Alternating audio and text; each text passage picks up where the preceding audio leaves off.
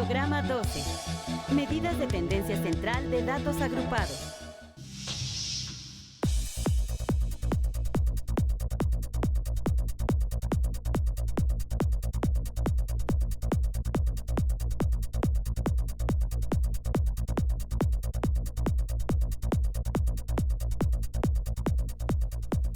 Cuando hemos recopilado un conjunto de datos y necesitamos obtener alguna información de ellos, podemos recurrir a las medidas de tendencia central, que son la media aritmética, la mediana y la moda. Si manejamos cantidades muy grandes de datos, lo conveniente es agruparlos en intervalos. A continuación veremos algunos casos relacionados con estos temas. En un conjunto de datos podemos calcular cualquiera de las tres medidas de tendencia central. Sin embargo, necesitamos analizar la naturaleza de los datos recopilados a fin de saber cuál conviene más utilizar. Por ejemplo, si queremos encontrar el promedio de alumnos que entran a una biblioteca. Para obtener la media aritmética, sumamos todos los valores y dividimos la suma entre el número total de valores. Si ordenamos los datos que hemos recopilado, por ejemplo, de menor a mayor, la medida que se encuentra en el centro del conjunto de datos es la mediana. La moda es el dato que más aparece. Hasta ahora, hemos utilizado las medidas de tendencia central con conjuntos que tienen pocos datos. Pero en ocasiones se necesita manejar un gran número de datos, como por ejemplo, cuando se realiza un censo. Viajemos en el tiempo. Estamos en Inglaterra, en el siglo XVII. El capitán John Grant organizó e interpretó por primera vez un conjunto de datos para describir hechos biológicos y sociales de su entorno. Durante muchos años, fui un rico comerciante dedicado únicamente a mi mercería.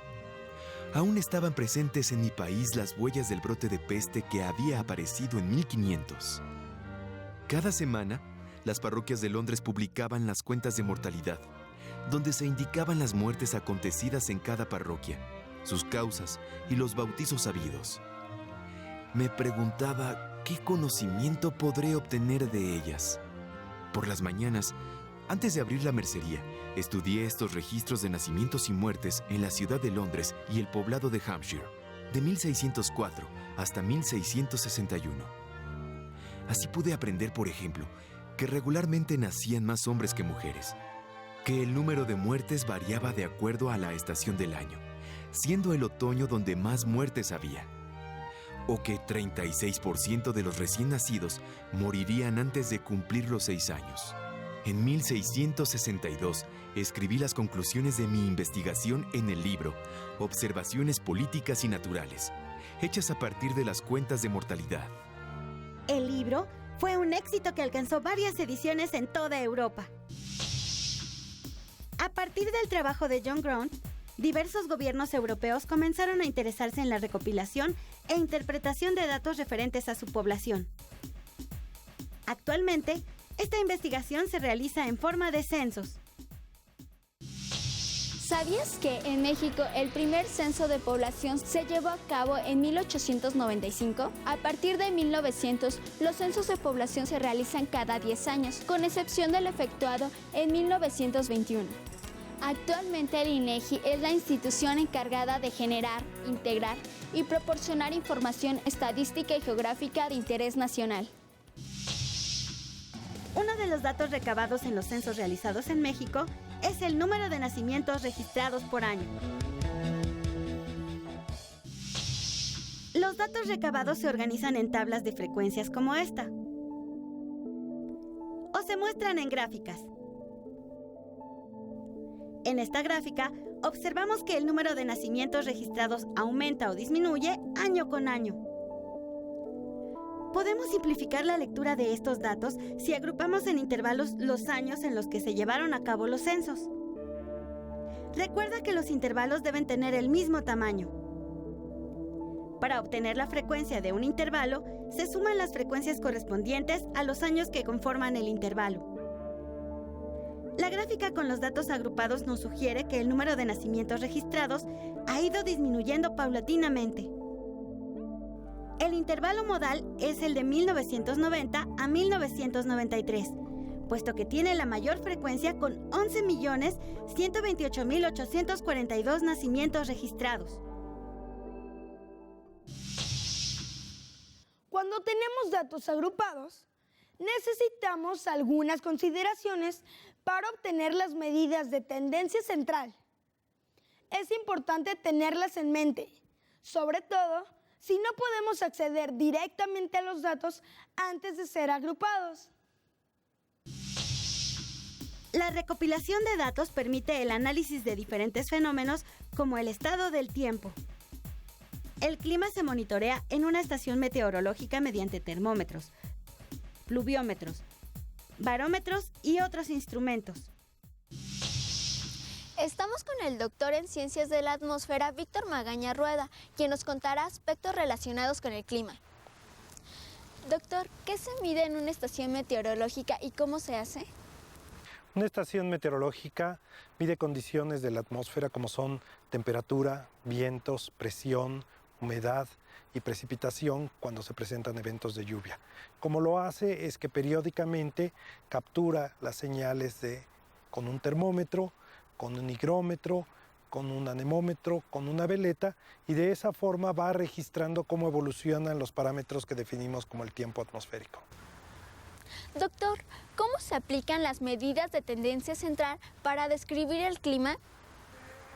Algo que nos interesa en el clima es tratar de saber cuáles son los valores característicos de una condición.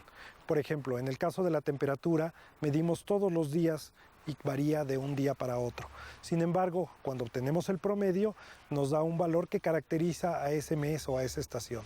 En el caso del invierno, por ejemplo, la temperatura promedio que esperaríamos sería del orden de unos 12 grados, mientras que para el caso de las primaveras, la época más caliente en el caso de la Ciudad de México, es del orden de 22 grados centígrados. La tendencia central que aplicamos en el caso de la temperatura es la media aritmética. Sin embargo, para otras variables se puede utilizar otra medida. En la precipitación utilizamos la mediana y en el caso de los vientos utilizamos la moda. Supongamos que queremos presentar los datos obtenidos en un mes por una estación meteorológica.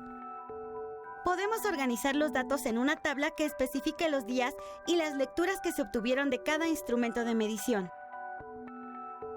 También podemos hacer una gráfica, por ejemplo, de la precipitación pluvial por día que cae durante un mes. El eje vertical corresponderá al número de días en que cayó determinada cantidad de lluvia. Estos valores van de 0 a 31. Y en el eje horizontal especificaremos el nivel de precipitación que se registró. El nivel de precipitación mínimo registrado fue de 0 milímetros y el máximo fue de 24.9.